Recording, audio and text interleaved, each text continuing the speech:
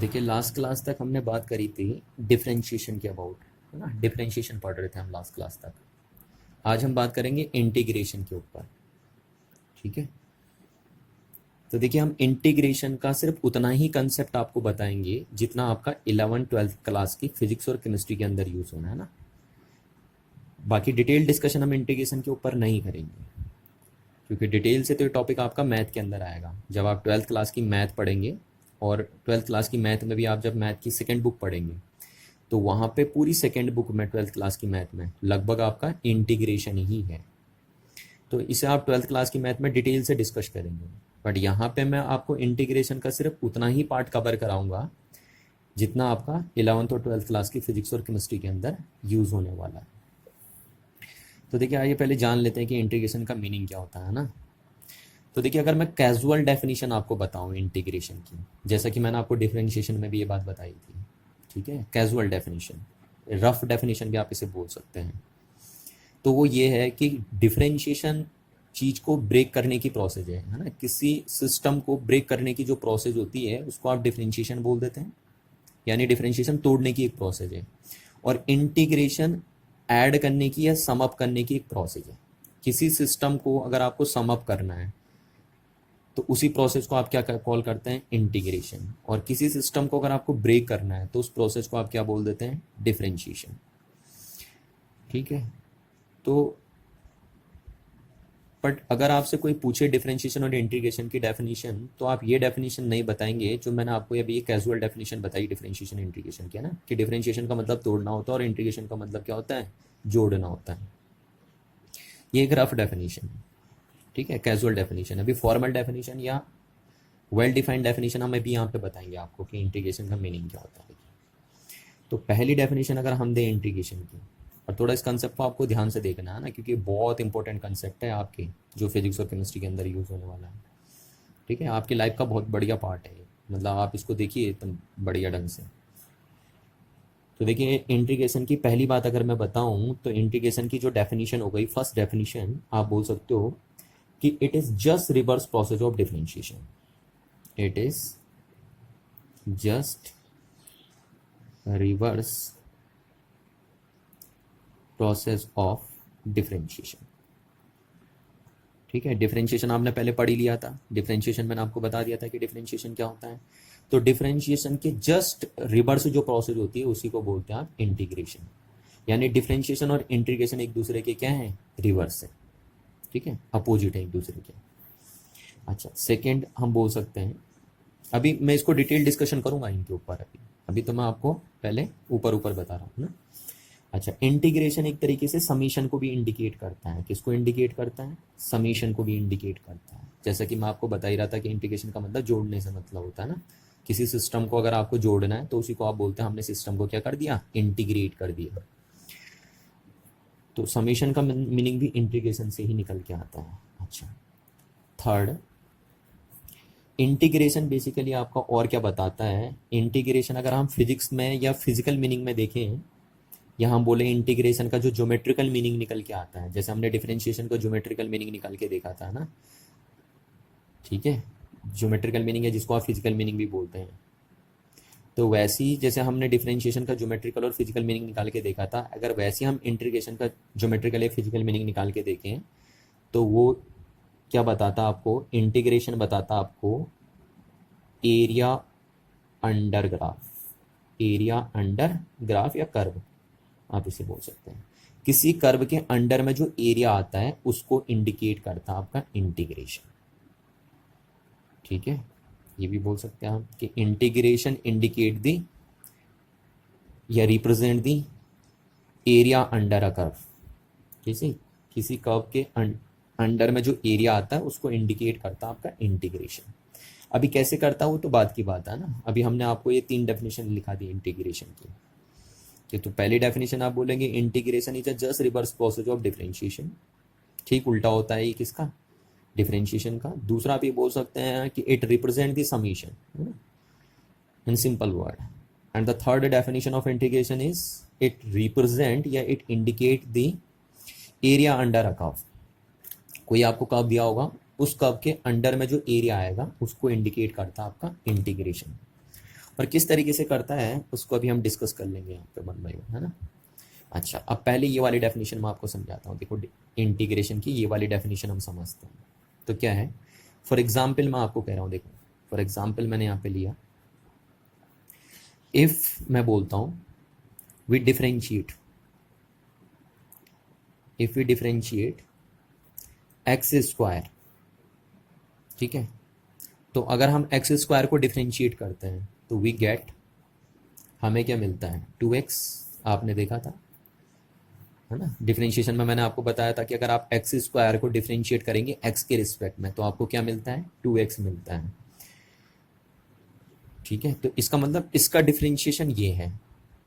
तो अब मैं क्या बोल रहा हूँ, इंटीग्रेशन क्या है, just reverse process of differentiation. तो इसका मतलब अगर हम इसको इंटीग्रेट कर दें तो ये हो जाना चाहिए, क्योंकि इसका डिफरेंशिएशन ये है तो इसका इंटीग्रेशन ये होगा, तभी हम बोल सकते हैं कि डिफरेंशिएशन इंटीग्रेशन एक दूसरे के क्या है, रिवर्स प्रोसेस है, ठीक है। तो so if we integrate, so if we integrate 2x, है ना, वी गेट, तो हमें क्या मिल जाना चाहिए, एक्स स्क्वायर।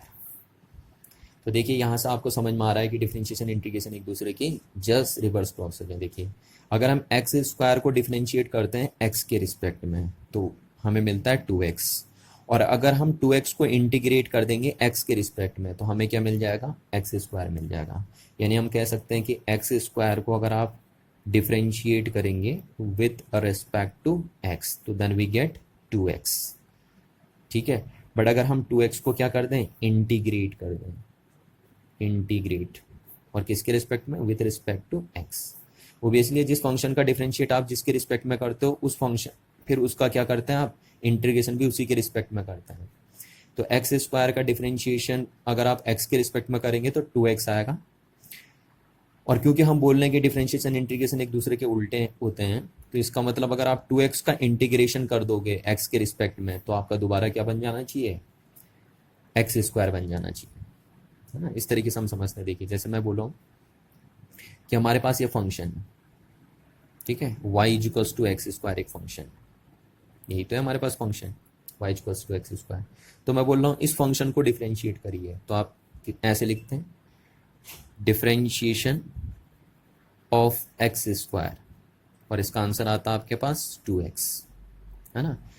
तो इसको आप बोलते हैं, ये क्या चीज़ें होती है आपके पास, ये क्या होता है, ठीक, इसको आप बोलते हैं ऑपरेटर यूज फॉर डिफरेंशिएशन, ठीक है। डिफरेंशिएशन के लिए जो ऑपरेटर यूज होता है, जैसा आपने देखा है ना कि ऐड करने के लिए आप ये वाला ऑपरेटर यूज करते हैं ना, ये वाला ऑपरेटर यूज करते हैं आप ऐड करने के लिए, सबट्रैक्ट करने के लिए ये ऑपरेटर यूज करते हैं आप, मल्टीप्लाई करने के लिए ये वाला ऑपरेटर यूज करते हैं आप, है ना, और डिवाइड करने के लिए ये ऑपरेटर यूज करते हैं आप। इस तरीके से आपने देखे हैं ऑपरेटर। तो इसी तरीके से हम बोलते हैं कि जो डिफरेंशिएशन होता है, ठीक है, उसका ऑपरेटर क्या होता है, तो ये है ऑपरेटर। देखिए तो ऑपरेटर यूज फॉर डिफरेंशिएशन, और जिस फंक्शन का डिफरेंशिएशन आपको करना होता है उसको आप यहाँ लिख देते हैं। देखिए यहाँ पे लिखते हैं ना, ये देखिए ये क्या होता है कह रहा हूँ मैं, ये ऑपरेटर बोला जाता है, ऑपरेटर यूज फॉर डिफरेंशिएशन, ठीक है। और जिसका करना होता है उसको आप यहाँ लिख देते हैं। देखिए जैसे यहाँ पे लिखा हमने एक्स स्क्वायर, है ना, यहाँ पे मैंने ब्लैंक कर दिया इस टाइप से, ठीक है। तो ये ऑपरेटर यूज होता है। अच्छा अब देखिए, तो अगर मैं बोलूँ कि इसको मैंने डिफरेंशिएट कर दिया एक्स के रिस्पेक्ट में तो ये आ गया। तो अगर मैं बोलूँ अगर मैं इसको इंटीग्रेट कर दूँ एक्स के रिस्पेक्ट में तो ये बन जाना चाहिए, है ना। तो आप देखो इसको इंटीग्रेट कैसे करते हैं, ऐसे बनाते हैं इंटीग्रेशन का साइन, ठीक है। और किसका करना है, 2x का इंटीग्रेशन, किसके रिस्पेक्ट में, x के रिस्पेक्ट में, ऐसे लिखा जाएगा। देखिए ना, इसका ये मतलब नहीं है कि dx से मल्टीप्लाई हो रखा है, इसका मतलब है dx के x के रिस्पेक्ट में हो रहा है, ठीक है। तो 2x का इंटीग्रेट, देखिए ये साइन लगता है इंटीग्रेशन का, ये देख रहे हैं आप, ऐसे डंडा जैसा, ये देखिए ये बड़ा सा एक डंडा ऐसा लगता है, इंटीग्रेशन का साइन बोलते हैं इसे, है ना।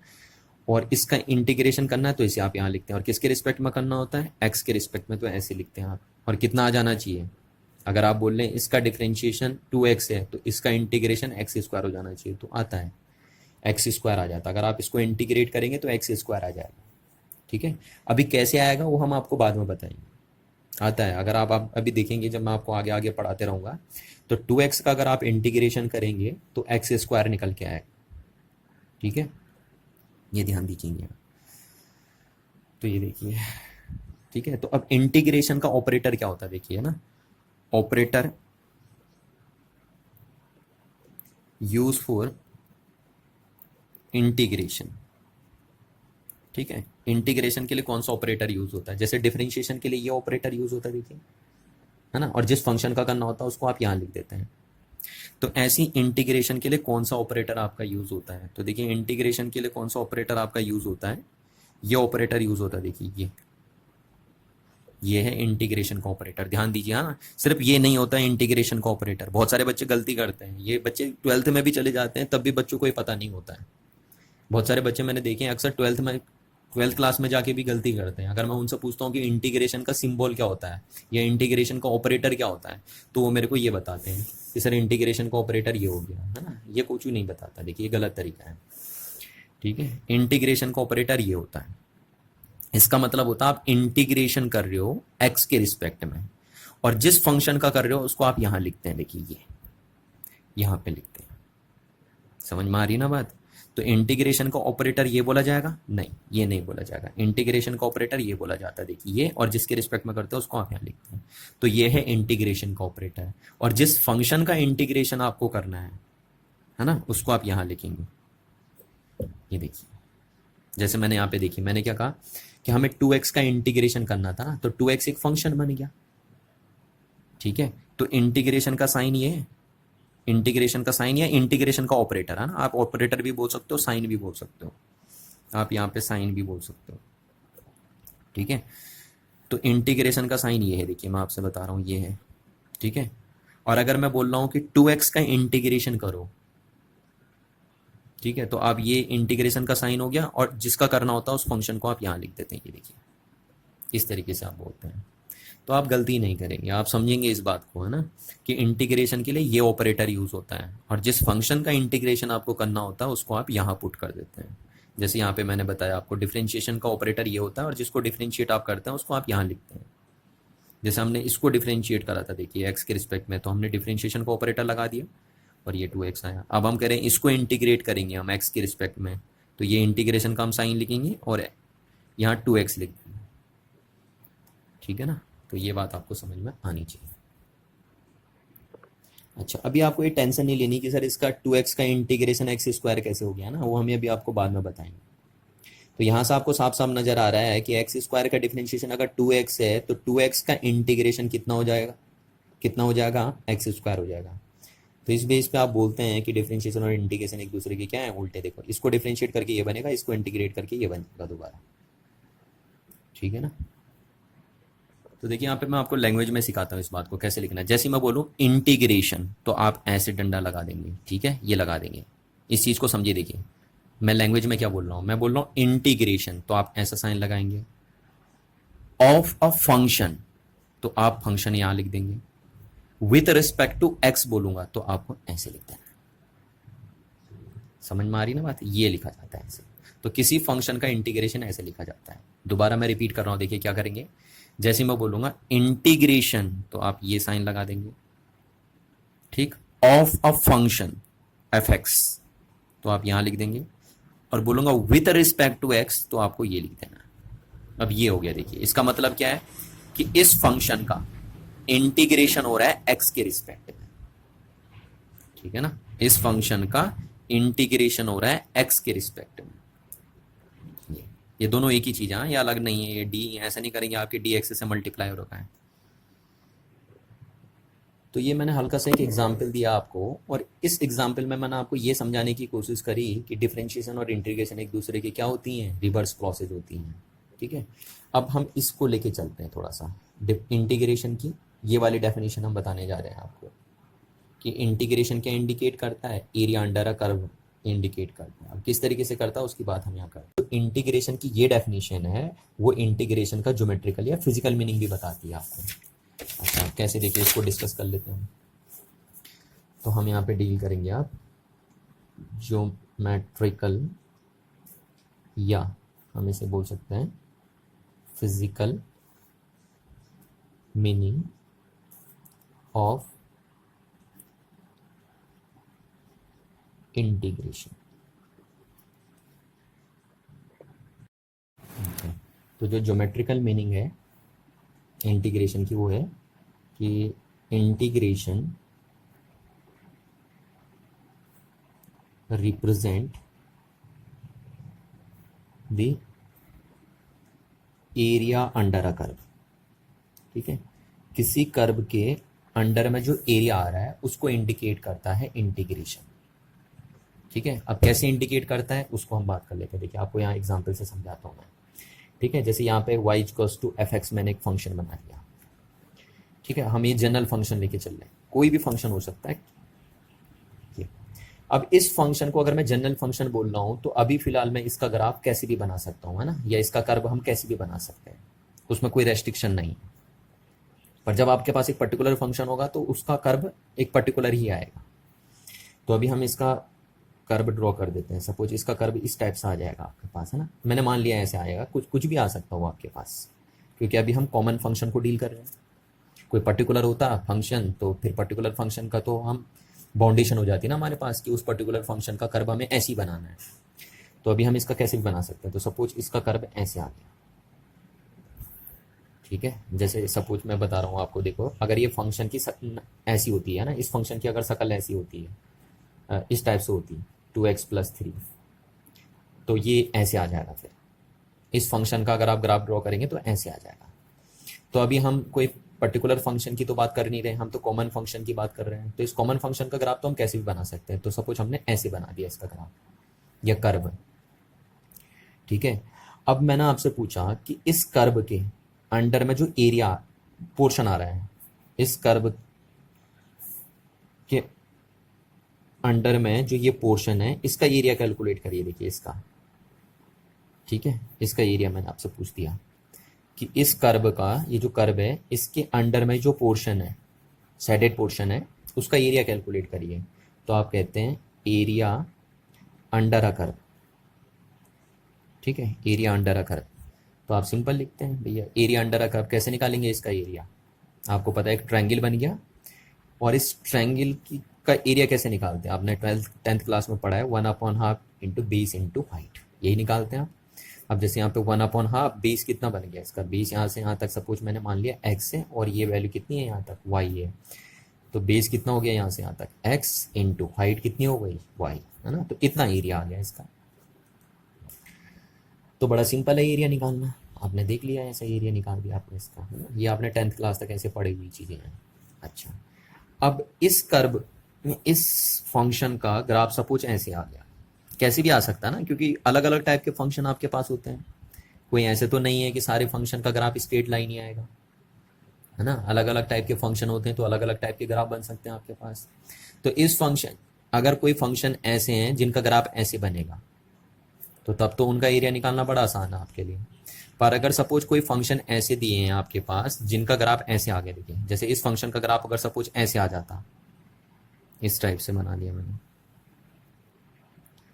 ठीक है, ऐसे आ जाता है इस फंक्शन का ग्राफ, तब आप इसका एरिया कैसे निकालेंगे आप। और इसमें भी मैं आपसे क्या बोल दे रहा हूँ, देखो इस फंक्शन का ग्राफ सपोज ऐसे आ गया हमारे पास, ठीक है। अब इसमें भी मैंने एक पर्टिकुलर रीजन डिसाइड कर लिया, जैसे यहाँ पे x इक्वल्स टू ए, क्योंकि इधर x वैल्यू कर रहा है तो x की एक वैल्यू ले ली मैंने यहाँ पे a, और यहाँ दूसरी वैल्यू ले ली मैंने x की, ये x की वैल्यू ले ली मैंने b। ठीक है, ये जो ग्राफ है या कर्व है वो किसका कर्व है, इस फंक्शन का कर्व है। ठीक है, अब मैंने इस कर्व में भी एक पर्टिकुलर रीजन डिसाइड कर लिया। ठीक है, पर्टिकुलर पोर्शन डिसाइड कर लिया।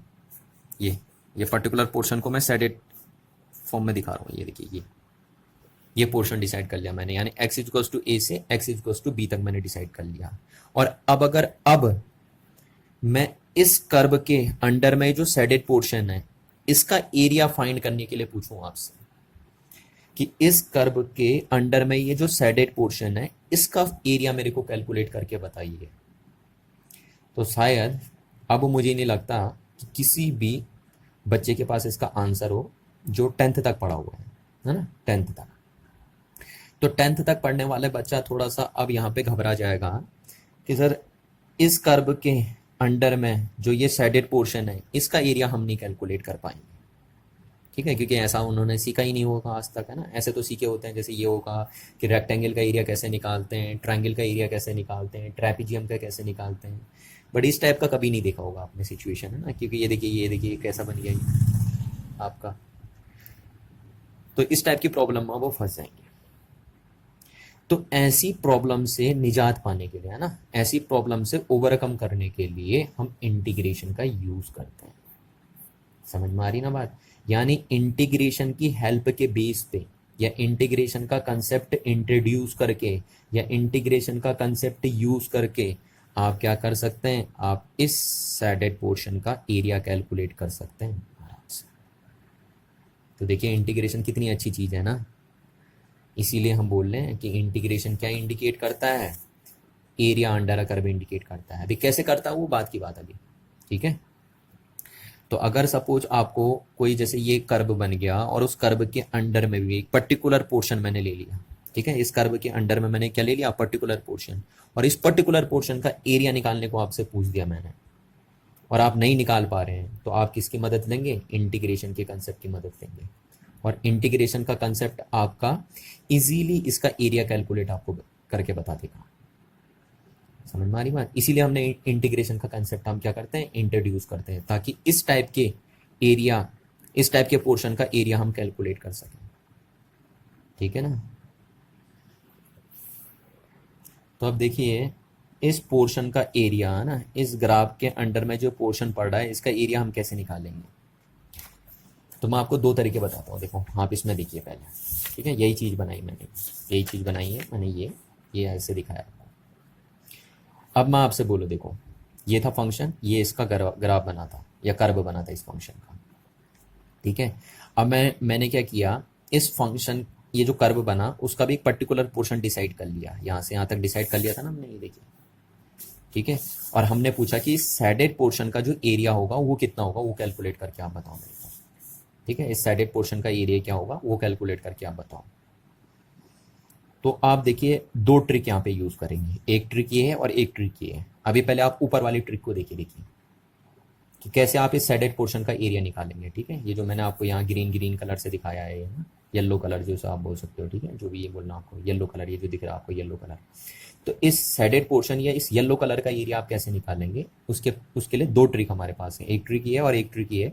तो मैं पहले ट्रिक की बात करता हूँ, अभी इस ट्रिक की बात करता हूँ कि अगर हमें सैडेड पोर्शन का एरिया निकालना है तो हम क्या करते हैं। देखिए हम इसको ना स्ट्रिप में काट देते हैं, ऐसे देखिए ये स्ट्रिप बना दी मैंने, रेक्टेंगुलर स्ट्रिप बना दी यहाँ पे सारी की सारी, ये देख रहे हो ये, ठीक है। ए से लेकर बी तक हमें निकालना था ना एरिया, इसका, इस पोर्शन का एरिया हमें निकालना है। तो हमने इस पोर्शन में क्या बना दी, स्ट्रिप्स बना दी, ऐसे रेक्टेंगुलर शेप की स्ट्रिप बना दी, ठीक है। और किसी, मतलब इक्वल स्ट्रिप बनानी है, ठीक है, एक जैसी स्ट्रिप बनानी है, ऐसे नहीं कि कोई पतली बना दी, कोई ऐसी बना दी, यूनिफॉर्म स्ट्रिप बनानी है, एक जैसी स्ट्रिप बनानी है आपको, सारी की सारी स्ट्रिप दिखने में एक जैसी होनी चाहिए, ठीक। तो मैंने क्या कर दिया, कोई एक स्ट्रिप ले लेता हूं मैं रेंडमली, एक स्ट्रिप मैंने ले ली और इस स्ट्रिप की विड्थ मैंने मान ली dx। तो अगर मैं बोल रहा हूँ सारी स्ट्रिप आपको एक जैसी बनानी है तो इसकी विड्थ भी कितनी हो जाएगी, dx, इसकी भी dx, इसकी भी dx, इसकी भी dx, इसकी भी dx, सबकी dx होगी, ठीक है। पर सारी स्ट्रिप की हाइट अलग अलग है, देखिए, है ना, इस स्ट्रिप की हाइट ये है, इस स्ट्रिप की हाइट ये है, इसकी है, इसकी कम है, इसकी और कम है, इसकी और कम है, फिर इसकी थोड़ा ज़्यादा है, तो अलग अलग हाइट है। तो हम कोई एक रैंडम स्ट्रिप सेलेक्ट कर लेते हैं, जैसे मैंने ये रैंडम स्ट्रिप सेलेक्ट कर ली। अब विड्थ तो सबकी dx है सारी स्ट्रिप की, अच्छा हाइट सबकी अलग अलग है। तो मैं अगर इस स्ट्रिप को सेलेक्ट कर रहा हूँ, ये जो स्ट्रिप हमने ली, इस स्ट्रिप को मैंने सेलेक्ट कर दिया और इसकी हाइट मैंने सपोज मान ली कि y है, ठीक है, कितनी है, y इसकी हाइट है, ठीक है। आप कोई सी भी स्ट्रिप सेलेक्ट कर सकते हैं रैंडम, मैं कोई पर्टिकुलर की बात नहीं कर रहा हूँ, आप इसको सेलेक्ट कर सकते हैं, इसको सेलेक्ट कर सकते हैं, इसको सेलेक्ट कर सकते हैं, कॉर्नर की मत करिए कभी, है ना, कॉर्नर की मत करिए, बीच में से कोई सी भी एक स्ट्रिप सेलेक्ट कर लीजिए रैंडमली। और सारी स्ट्रिप की विड्थ कितनी है, dx, क्योंकि सब यूनिफॉर्म है, पर सबकी हाइट क्या है, अलग अलग है। तो मैंने इस वाली स्ट्रिप की हाइट ले ली, सपोज y है, ठीक है, ऐसे करके। अब हम पहले इस स्ट्रिप का एरिया निकाल देते हैं, क्या निकालते हैं, इस स्ट्रिप का एरिया निकाल देते हैं। तो इस स्ट्रिप का एरिया कैसे निकलेगा, देखो इस स्ट्रिप का एरिया, क्योंकि ये स्ट्रिप स्मॉल है इस पोर्शन के कंपैरिजन में, तो ये स्ट्रिप स्मॉल है ना, तो इस स्ट्रिप का जो एरिया होगा उसको मैं स्मॉल एरिया लिख सकता हूँ, तो उसको मैंने ऐसे लिख दिया डेल्टा ए। ठीक है, डेल्टा का मतलब स्मॉल से मतलब है ना, पर वेरी स्मॉल नहीं है डेल्टा। ये डेल्टा ए क्या बता रहा है, इस स्ट्रिप का एरिया बता रहा है। तो इस स्ट्रिप का एरिया कैसे निकलेगा, आपको पता है ये स्ट्रिप रेक्टेंगल जैसी दिख रही है, तो रेक्टेंगल का एरिया क्या होता है, साइड इंटू साइड। तो साइड कितनी है, एक साइड तो है इसकी वाई ये, और दूसरी साइड है डेल्टा एक्स, तो इंटू डेल्टा एक्स।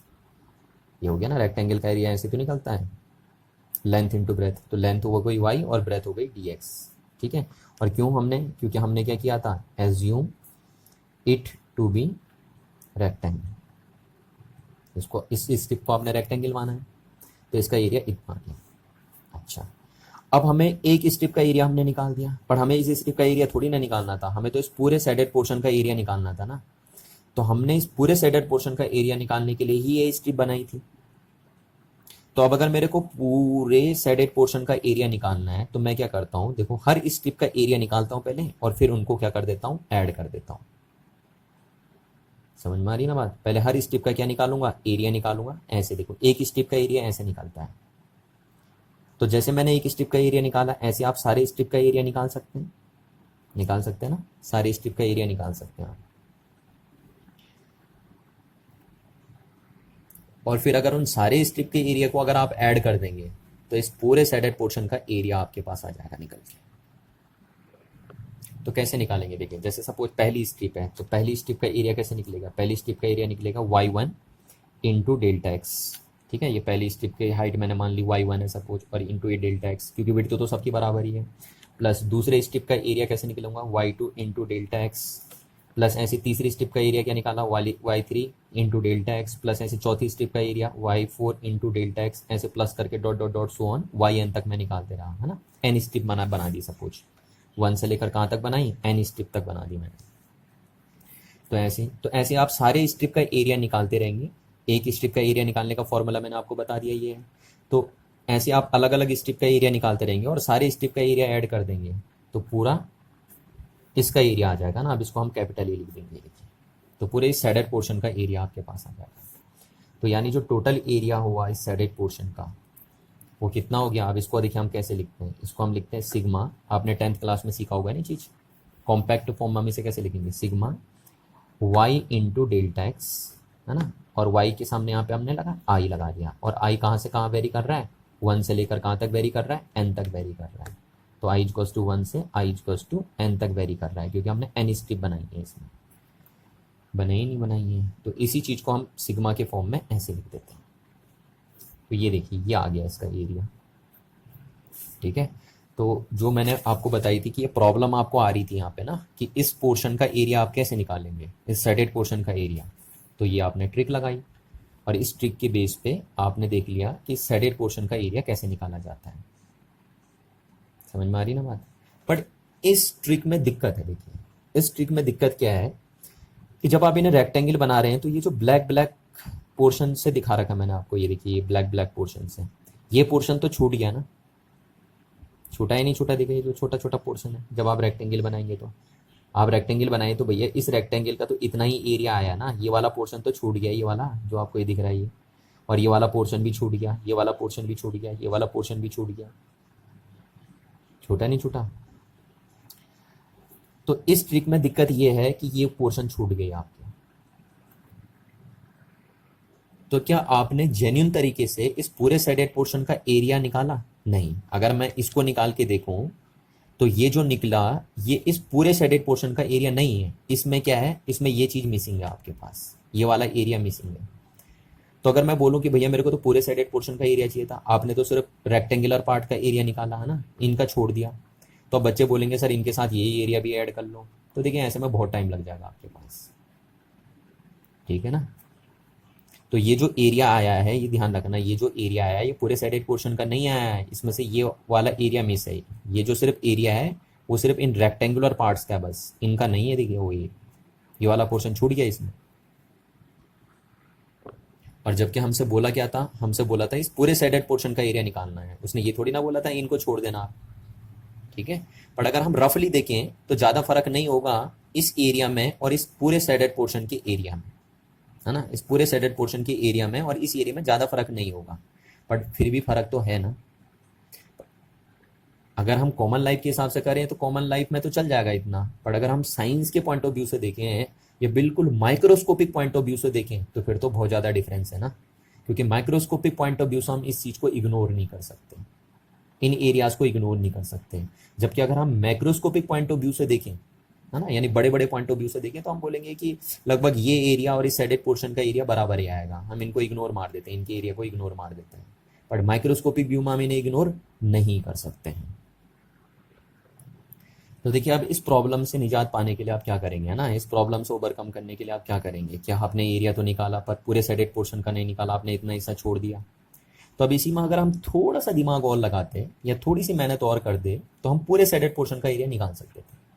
अब वो कैसे करके देखिए, उसके लिए मैंने ये ट्रिक बताई आपको। देखिए, ये देखिए तरीका कि आपने गलती क्या करी ना, आप यहाँ पे जो छूट जा रहा है ये भी ना छूटे, उसके लिए आप क्या ट्रिक लगाएंगे कि आप इन स्ट्रिप को बहुत ही छोटी छोटी बना देंगे, बहुत ही छोटी। देखिए, ये एक बना दी मैंने, जो आपने रेक्टेंगुलर स्ट्रिप बनाई ना, अगर आपने काश बड़ी ना बनाई होती, काश चौड़ी चौड़ी ना बनाई होती, थोड़ा मेहनत और करके इनको बहुत ही बारीक बना दिया होता है। कितना बारीक, बहुत ही बारीक, 10:0 लगभग, बहुत ही बारीक, जैसे ये दिखा रखा मैंने, है ना। ये तो मैंने इतना दिखा रखा है, इससे भी बारीक अगर हो सके तो अगर आपने काश इतनी बारीक बारीक ये बना ली होती और तब उन हर स्ट्रिप का एरिया ऐड किया होता, तो तब जो टोटल एरिया आया था इस फॉर्मूले से वो किसके बराबर आता, इस पूरे शेडेड पोर्शन के एरिया के बराबर आता। तो हमने सिर्फ गलती इतनी करी थी बस इसमें कि हमने जो ये स्ट्रिप ली थी वो थोड़ा बड़ी बड़ी ले ली थी, है ना। पर अगर हम इन्हीं स्ट्रिप को बहुत ही पतली ले लें, बहुत ही पतली, माइन्यूट 10:0 वाली स्ट्रिप ले लें, तो अब अगर हम क्या करें, पहले एक स्ट्रिप का एरिया निकालें, एक एक करके हर स्ट्रिप का एरिया निकालते रहें, और फिर अगर टोटल एरिया इन सारी स्ट्रिप का ऐड कर दें, तो अब जो टोटल एरिया इन सारी स्ट्रिप का आएगा वो किसके बराबर होगा, वो एक्चुअली इस पूरे शेडेड पोर्शन के एरिया के बराबर होगा। अब कुछ भी उसमें छूटेगा नहीं। क्यों नहीं छूटेगा, क्योंकि आपने स्ट्रिप क्या कर दी है, बहुत ही छोटी बना दी है ना। तो बस आपने काश अगर इसमें थोड़ी मेहनत और करके इन स्ट्रिप को बहुत छोटा बना दिया होता तो फिर ये रीजन, ये इनका एरिया नहीं छूटता आपके पास। तो वही ट्रिक हमने यहाँ पे लगा दिया, ठीक है, कि हमने स्ट्रिप बहुत ही छोटी बना दी। अब इसमें देखिए, अब यहाँ से निकालेंगे हम एरिया। पहली बार हमने स्ट्रिप बड़ी बनाई थी, अब हमने स्ट्रिप छोटी बना दी। अब हम कैसे निकालेंगे शेडेड पोर्शन का एरिया। तो देखिए, हम क्या करते हैं, किसी एक स्ट्रिप को रैंडमली ले लेते हैं। जैसे मैंने आपको बताया था, ये स्ट्रिप मैंने रैंडमली ले ली, ठीक है।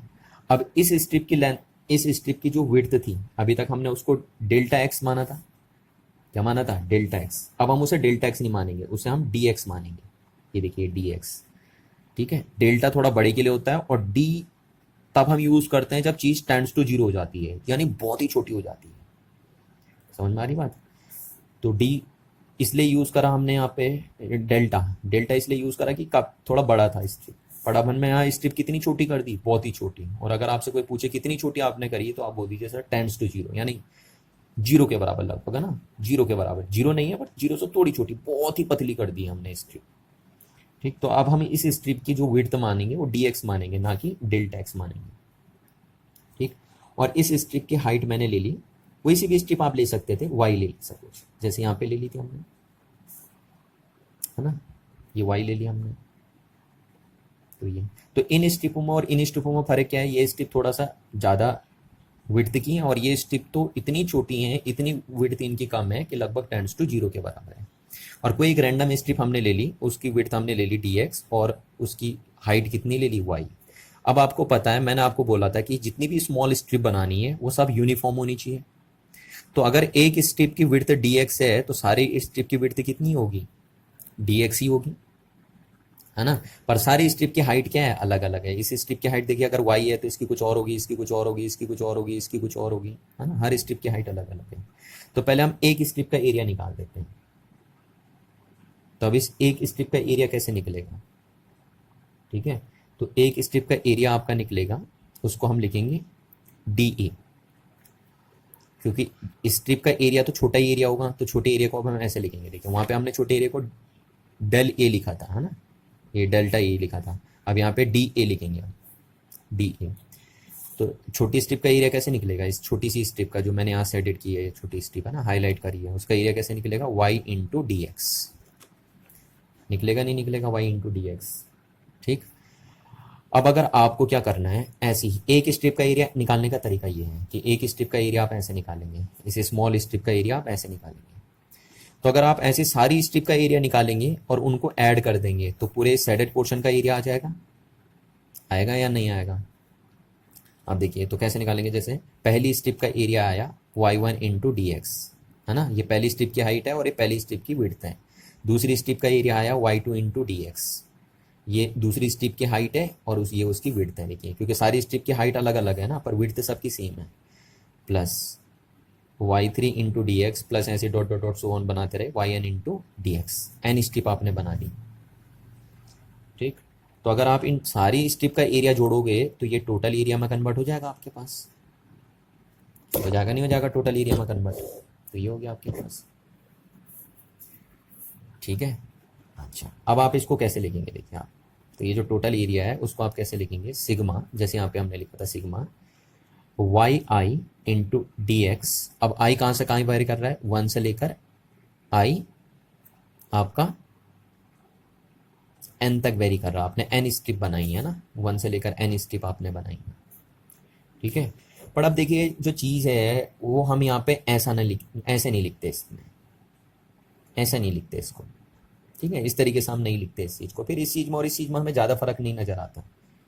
ठीक है, क्योंकि यहाँ पे थोड़ा सा काम यहाँ पे डिफरेंट है और यहाँ पे कोई काम डिफरेंट है, तो फिर हम यही वाला चीज़ यूज़ नहीं करते हैं। हम क्या करते हैं, देखिए हम यहाँ पे थोड़ा सा टेक्निकल लगाते हैं चीज़ों को, कि इफ़ हम बोलते हैं, थोड़ा लिखने का वे हमने चेंज कर दिया। ठीक है, लिखने का वे चेंज हमने कर दिया। हम क्या बोलते हैं, हम इसको ऐसे नहीं लिखेंगे जैसे हमने ये लिखा, हम उसी तरीके से नहीं लिखेंगे इस चीज़ को, हम थोड़ा यहाँ पे टेक्निकल तरीके से लिखेंगे। और वो क्या लिखेंगे, इफ़ हम बोलेंगे कि डेल्टा एक्स अगर टेंड्स टू जीरो हो गया, delta x tends to zero का मतलब समझ रहे हैं ना आप, कि इन स्ट्रिप की विड्थ हमने क्या कर दी, बहुत ही कम कर दी। देखिए वही तो करी हमने यहाँ पे, इन स्ट्रिप की विड्थ हमने बहुत ही कम कर दी।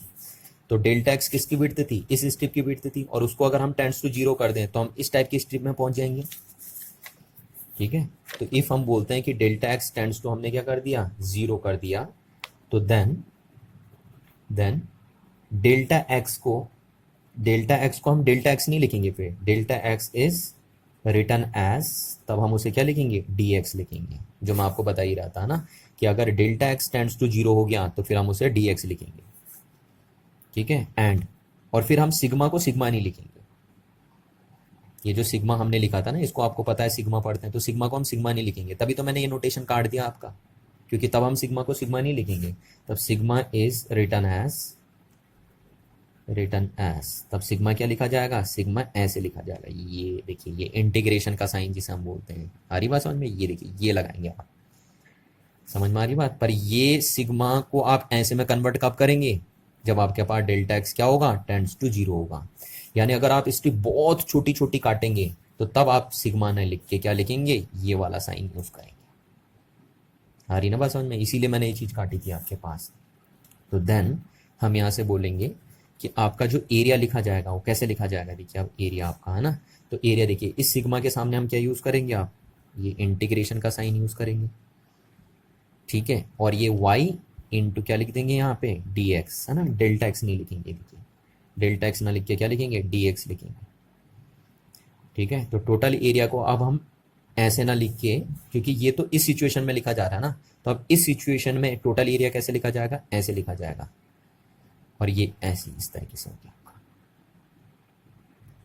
ठीक, अब यहाँ वाई आई हम लिख सकते हैं, और आई कहाँ से कहाँ वेरी कर रहा है, आई 1 से लेकर कहाँ तक वेरी कर रहा है, n तक वेरी कर रहा है। ठीक है, तो ऐसे लिखा जाएगा। या इसी चीज़ को आप देखें ऐसे भी लिख सकते हो, ये अच्छा, और इसको आपने y इंटू डी एक्स कर दिया। अब देखिए जो ये स्ट्रिप हो रही है ना, वो कहाँ से कहाँ तक बन रही है, ए से बनना शुरू हुई स्ट्रिप, ए पॉइंट से, और बी पॉइंट तक बनी ना स्ट्रिप, ऐसे ऐसे करके देखिए। तो ये जो डेल्टा एक्स वेरी कर रहा है, डेल्टा एक्स, ये देखिए डेल्टा एक्स लगाते रहे आप यहाँ पे, तो एक्स इसमें कहाँ से कहाँ तक वेरी कर रहा है, एक्स इसमें वेरी कर रहा है ए से लेकर बी तक। तो आप ये भी बोल सकते हैं कि हम जो स्ट्रिप बना रहे हैं वो ए से लेकर कहाँ तक बना रहे हैं, बी तक बना रहे हैं। तो ये क्या हो सकता है, इसको लिमिट बोलते हैं इसकी, है ना, इस इंटीग्रेशन की लिमिट, कि इस इंटीग्रेशन की लिमिट कहाँ से है, ए से लेकर बी तक है। ठीक है, तो ये बना दिया देखिए आपने। अब इसमें और इसमें फ़र्क समझ रहे हैं आप कि अगर आपने बड़ी बड़ी स्ट्रिप बनाई तो तब आप एरिया ऐसे लिखेंगे, और अगर आपने छोटी छोटी स्ट्रिप बनाई है तो तब आप एरिया ऐसे लिखेंगे। अब कौन सा एरिया मैच करेगा, देखिए ये जो एरिया आपने निकाला था ये एग्जैक्ट इस साइडेड पोर्शन के एरिया के बराबर नहीं आ रहा था, क्योंकि इसमें ये पोर्शन छूट जा रहा था। बट इस तरीके से अगर आप एरिया निकालेंगे, है ना, जब आपने स्ट्रिप बहुत ही स्मॉल कर दी, तो अगर आप इस तरीके से एरिया निकालेंगे तो अब इसमें छूटेगा नहीं। अब ये एरिया बिल्कुल, ये जो एरिया निकल के आएगा आपका, वो बिल्कुल किसके बराबर होगा, इस शेडेड पोर्शन के एरिया के बराबर होगा, इस पूरे शेडेड पोर्शन के एरिया के बराबर होगा आपका। तो इस बात को ध्यान रखना होगा ना। तो अब पहले आप एक्यूरेट सिचुएशन में थे या अब एक्यूरेट सिचुएशन में है? अब मोर एक्यूरेट सिचुएशन में ना आपके पास। तो आपका ये फॉर्मूला क्या है, लेस एक्यूरेट है एरिया निकालने का। ऐसा नहीं कि गलत है, ये लेस एक्यूरेट है ना, और ये क्या है, मोर एक्यूरेट है, मोर एक्यूरेट। ठीक है, तो इसमें भी आपने छोटी छोटी स्टेप बना के टोटल जोड़ी और तब टोटल एरिया निकाला साइडेड पोर्शन का, और इसमें भी आपने वही करी कि छोटी छोटी स्ट्रिप बनाई और सारी स्ट्रिप का एरिया जोड़ दिया तो टोटल एरिया निकाला। और फर्क क्या था दोनों में, कि इसमें स्ट्रिप आपने इतनी छोटी बनाई, इतनी छोटी बनाई कि वो लगभग क्या है, टेंड्स टू 0। तो देखिए यहाँ से आपको वो बात भी समझ में आ गई होगी जो मैंने आपको ये बताई थी, है ना, कि इंटीग्रेशन का मीनिंग क्या होता है, समेशन भी होता है। वो बात भी आपको यहाँ समझ में आ रही होगी। देखो कि इंटीग्रेशन, देखो ये इंटीग्रेशन का ही साइन तो हो गया, हुआ या नहीं हुआ, तो वो किसको इंडिकेट कर रहा है, समेशन को। ठीक है, पर हमने ये लिखना पसंद नहीं किया, क्योंकि फिर इसमें और इसमें कोई अंतर नहीं रह जाता ना। थोड़ा सा तो हमें पता चलना चाहिए कि हमने किया क्या है। तो अगर आप बहुत छोटे छोटे तरीके से किसी चीज़ को तोड़ते हो तो तब आप सिग्मा का यूज़ ना करके इंटीग्रेशन के साइन को यूज़ करते हो। देखो, है ना, सॉरी तोड़ नहीं, जोड़ है ना। हाँ, पर एक ही बात है, आपने जब तोड़ा छोटे तरीके से तो जोड़ोगे भी तो छोटे तरीके से ना, जोड़ोगे भी तो छोटे तरीके से। आपने इस एरिया को कैसे तोड़ा था, स्मॉल स्मॉल पार्ट्स में तोड़ दिया था, तो जब आप जोड़ भी रहे हो तो स्मॉल स्मॉल तरीके से जोड़ रहे हो। और यहाँ पे आपने बड़े बड़े पार्ट्स में तोड़ा था, तो जब जोड़ भी रहे हो तो बड़े बड़े पार्ट्स में जोड़ रहे हो। तो जब आपको चीज़ को बड़े बड़े पार्ट्स में क्या करना होता है, जोड़ना होता है या सम अप करना होता है। ठीक है, तो आप सिग्मा का यूज़ करते हैं। और जब आपको बहुत ही छोटे तरीके से चीज़ को जोड़ना होता है, बहुत ही छोटी तरीके से, देखिए यहाँ पे हमने सारी स्ट्रिप को जोड़ा है, पर कितने तरीके से जोड़ा है, बहुत ही छोटे तरीके से, क्योंकि हर स्ट्रिप एक टेंस टू 0 के बराबर थी लगभग। हर स्ट्रिप की विड्थ कितनी थी, टेंस टू 0 के बराबर थी। तो जब आप बहुत छोटे तरीके से किसी चीज़ को जोड़ते हो तब आप इंटीग्रेशन का साइन यूज़ करते हो। तो अब यहाँ से आपको इंटीग्रेशन का मीनिंग समझ में आ रहा होगा। देखिए ये एरिया ही तो बता रहा है, एरिया बता रहा है, नहीं बता रहा है, तो वही हम बोल लेते हैं आपसे क्या, कि इंटीग्रेशन क्या रिप्रेजेंट करता है, area under a curve represent करता है।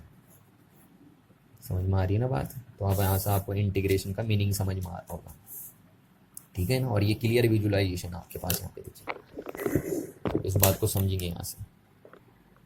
तो इंटीग्रेशन की ये डेफिनेशन आपको क्लियर समझ में आनी चाहिए, है ना, कि इंटीग्रेशन आपका क्या करता है, एरिया निकालने में मदद करता है। देखिए ये एरिया, नहीं तो अगर आपने ऐसे किया था तो फिर आप एरिया नहीं निकाल पा रहे थे।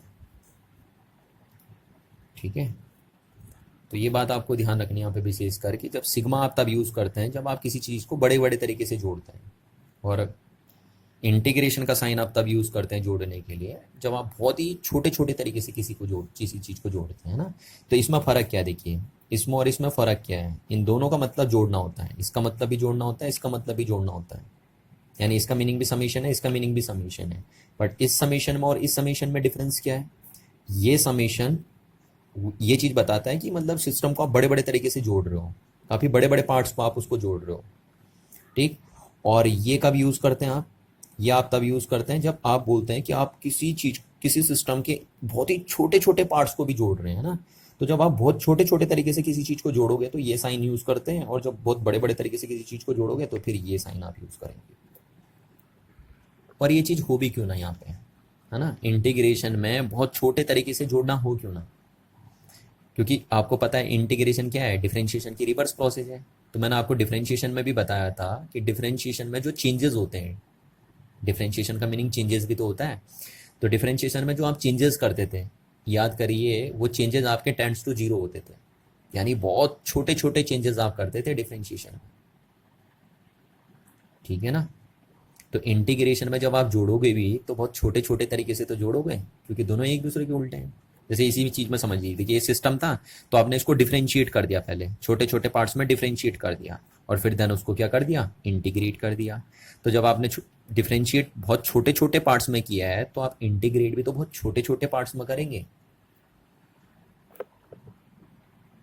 तो यहाँ से आपको ये नजर आना चाहिए, क्लियर है ना, कि ये कभी भी ये सिग्मा यूज नहीं करना आपको जब ये चीज बहुत छोटी हो जाती है। देखो ये डी क्या इंडिकेट कर रहा है, ये डी इंडिकेट कर रहा है कि आपने टेंड्स टू क्या कर दिया, 0 कर दिया।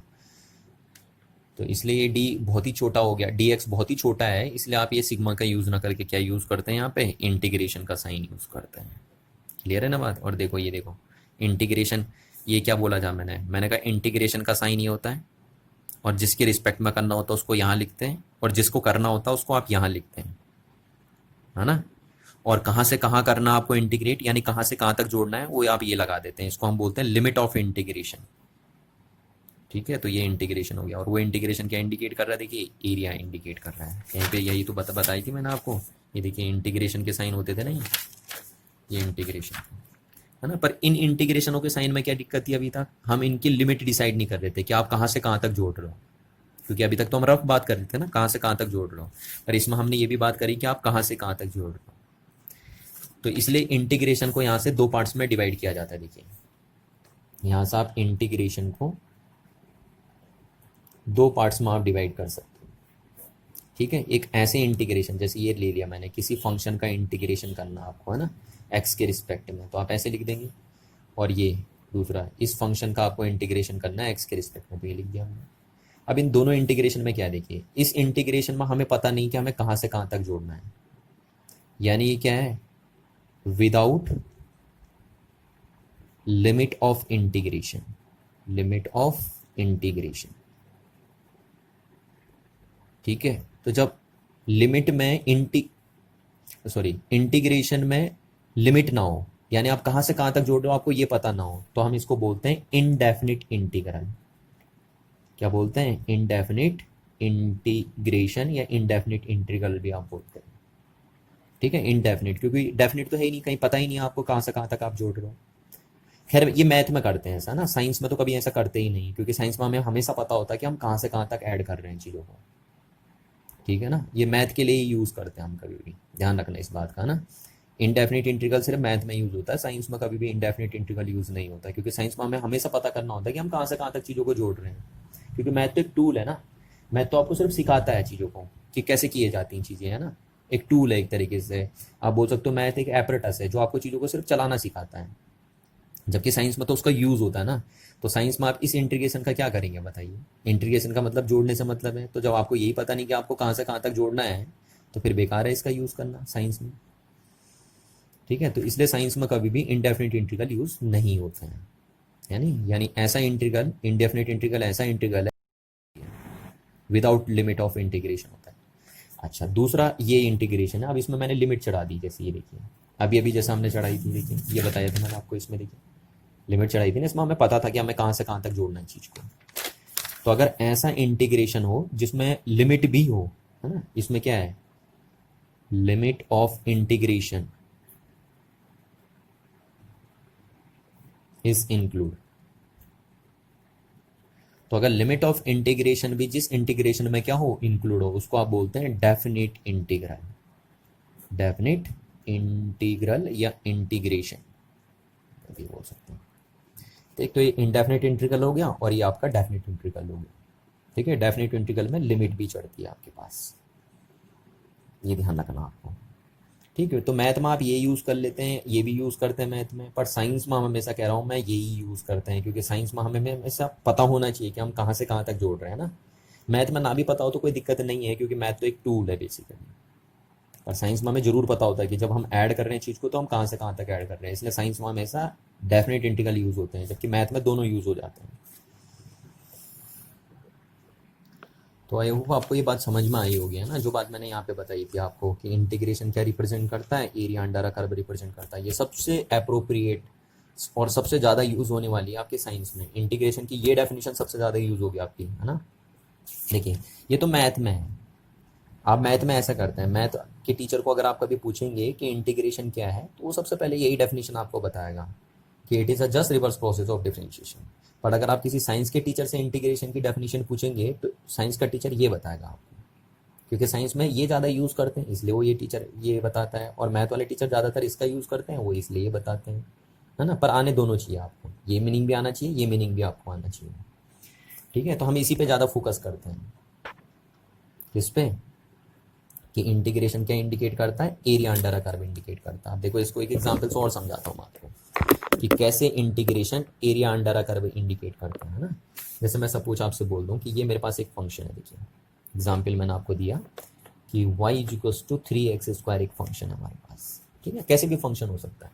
अब ये एक पर्टिकुलर फंक्शन हो गया। देखिए अभी तक मैं क्या समझा रहा था, अभी तक जो मैं आपको थ्योरी समझा रहा था वो एक जनरल फंक्शन से समझा रहा था, और अब जो मैं फंक्शन लिया है वो एक पर्टिकुलर फंक्शन मैंने ले लिया है। ठीक है, तो इस फंक्शन का ग्राफ कैसे भी नहीं आ सकता, इस फंक्शन का ग्राफ पर्टिकुलर आएगा, क्योंकि पर्टिकुलर फंक्शन है तो पर्टिकुलर फंक्शन का ग्राफ पर्टिकुलर आएगा। तो अब अगर इस फंक्शन का ग्राफ मैं ड्रॉ कर दूं तो कुछ इस तरीके से नजर आएगा इसका ग्राफ आपको, है ना, इधर x चल रहा है इधर y चल रहा है। तो अगर आप इसका ग्राफ ड्रॉ करके देखेंगे, घर में ड्रॉ कर सकते हैं आप, है ना, ग्राफ पेपर लीजिए, x की अलग अलग वैल्यू रखिए, x की अलग अलग वैल्यू के लिए आपको y के अलग अलग वैल्यू मिलेंगी, उनका एक सेट बनाइए, x की वैल्यू का एक सेट बनाइए, y की वैल्यू का एक सेट बनाइए और उनको ग्राफ में ड्रॉ करिए, जैसा आप बचपन में करते थे 6th-7th क्लास में। तो आपको कुछ इस टाइप का ग्राफ देखने को मिलेगा। देखिए इस टाइप का ग्राफ देखने को मिलेगा, ठीक है ना, इसका ग्राफ ऐसे आता कुछ, देख के कर सकते हैं आप। मैंने आपसे क्या कहा कैसे बनाना है ग्राफ, आप x की अलग अलग वैल्यू चूज करेंगे, जैसे x की वैल्यू 1 2 3 4 5 अलग अलग वैल्यू चूज करना आप, और यहाँ से x की अलग अलग वैल्यू चूज करके y की अलग अलग वैल्यू आएंगी। अब x की वैल्यू का एक सेट बना दीजिए, उसके करस्पॉन्डिंग में y की वैल्यू का एक सेट बना दीजिए आप, और उन दोनों को वैल्यू को ग्राफ में पुट करते रहिए, है ना। तो इस टाइप का ग्राफ देखने को आपको मिलेगा। ठीक है, अब देखिए इस कर्व के या इस ग्राफ के अंडर में ये पोर्शन आ गया। ठीक है, अब यहाँ पे भी जैसे सपोज मैं बोल देता हूँ x की वैल्यू यहाँ पे 1 और यहाँ तक ली मैंने, ठीक है, ज़्यादा दूर तक मैं नहीं जा रहा हूँ। x इक्वल्स टू यहाँ पे हो गया 4, यानी जब मैं x इक्वल्स टू 1 पुट करता हूँ यहाँ पे तो मैं यहाँ पे रहता हूँ, है ना, उसके करस्पॉन्डिंग में y की कोई वैल्यू होगी, और ऐसे x इक्वल्स टू मैं क्या पुट करूँगा 4 पुट करूँगा तो उसके करस्पॉन्डिंग में y की कोई वैल्यू होगी, तो ये आ गया। तो अब मैं सिर्फ इतने पोर्शन का एरिया आपसे मांग रहा हूँ कि भैया मेरे को सिर्फ इतने पोर्शन का एरिया निकाल के दो।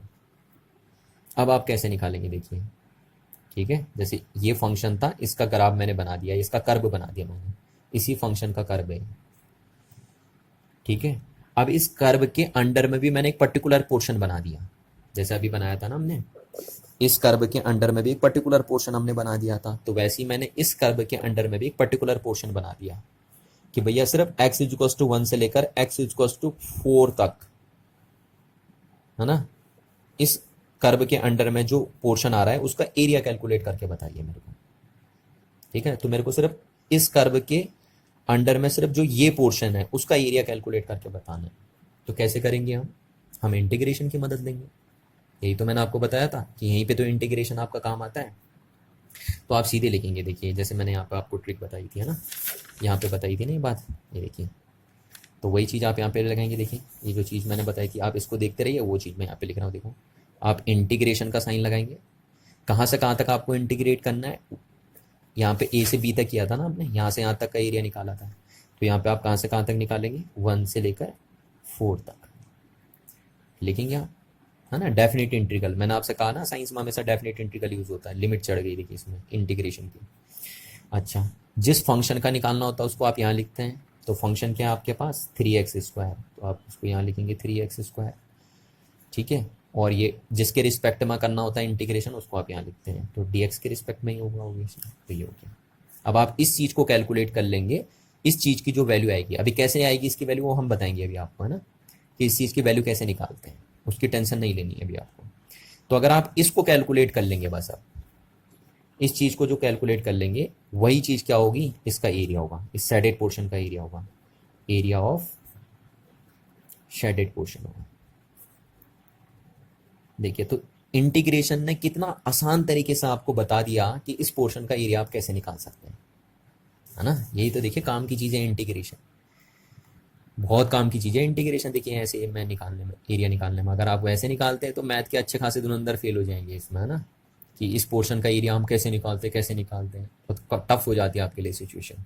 पर इंटीग्रेशन ने कितना आसान कर दिया। वो कह रहा है देखो ऐसे कर दो आप, जैसे मैंने आपको यहाँ सिखाया था। देखो वो कह रहा है इंटीग्रेशन का साइन लगाओ, कहाँ से कहाँ आपको इंटीग्रेशन करना उसकी लिमिट चढ़ाओ। 1 से 4 तक आपको निकालना था ना एरिया, तो 1 से 4 तक आपने लिमिट चढ़ा दी इंटीग्रेशन की। जिस फंक्शन का इंटीग्रेशन करना होता है उसको यहाँ लिखो। ये देखिए जिस फंक्शन का हमें इंटीग्रेशन करना होता है उसे हम यहाँ लिखते हैं, ठीक है। और इनटू जिसके रिस्पेक्ट में हमें इंटीग्रेशन करना होता है उसको हम यहाँ लिख देते हैं। और ये क्या आ जाएगा, ये एरिया आ जाएगा इस साइडेड पोर्शन का। अभी इसकी वैल्यू कितनी आएगी वो मैं निकालना सिखाऊंगा अभी आपको, है ना, उसकी टेंशन आपको नहीं लेनी अभी। तो यहाँ तक मेरा सिर्फ मोटिव ये था कि कैसे आप इंटीग्रेशन के कंसेप्ट को यूज करके किसी भी पोर्शन का एरिया कैलकुलेट कर सकते हैं, है ना। किसी भी कर्व के अंडर में जो पोर्शन आ रहा है, पर्टिकुलर पोर्शन या कोई भी पोर्शन आप बोल सकते हो, उसका एरिया कैसे इंटीग्रेशन की हेल्प के बेस पे कैलकुलेट करते हैं, वो चीज मैंने आपको यहाँ पे बताई। तो देखिए आज हम इतनी बात करते हैं। अब नेक्स्ट क्लास में आपको सिखाऊंगा कि जैसे ये इंटीग्रेशन कैसे सॉल्व करेंगे, देखिए, है ना। आज तो मैंने सिर्फ इंटीग्रेशन का आपको इंट्रोडक्शन दिया कि इंटीग्रेशन होता क्या है बेसिकली। तो इंटीग्रेशन का मैथमेटिकल डेफिनेशन भी हमने आपको सिखाई यहाँ पे, ये इंटीग्रेशन की मैथमेटिकल डेफिनेशन भी सिखाई, और फिजिक्स वाली या फिजिकल डेफिनेशन भी हमने आपको सिखाई इंटीग्रेशन की, ठीक है।